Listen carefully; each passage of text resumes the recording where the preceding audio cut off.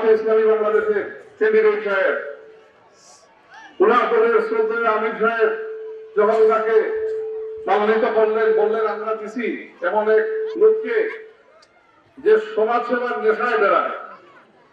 কিন্তু আমরা বিগত এই রিসেন্ট কয়েকদিনে দেখতে পাচ্ছি ওই ক্যান্ডিডেট সমাজ সেবার নেশায় নাই, সে তো গুন্ডামির নেশায় বেড়ায়। কয়েকদিন আগে আপনারা দেখছেন একটা পুলিশ বের হয়েছে যে আর্মির সেনাবাহিনীর কর্মকর্তাদের সাথে কিভাবে দুর্ব্যবহার ক্যান্টনমেন্ট এলাকায় নিয়ে ঢোকার সময়। তো এই হচ্ছে তাদের দাপট।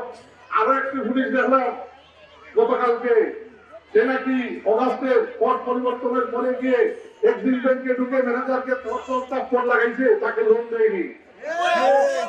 তো একটি সমাজ আছে পাকিস্তানে, জামাতে ইসলাম পাকিস্তান সম্বন্ধে, যারা আসলে ইসলাম চাইনি, ওরা চাচ্ছিল ইসলামাবাদ হচ্ছে। তো এখানেও মনে হচ্ছে জামাতে ইসলাম এই ইলেকশনের লাস্ট পেজে এসে যখন বেপরোয়া হয়ে পড়েছে, যে ওরা আসলে ইসলাম চায় না, ওরা চায় যমুনা বঙ্গভবন।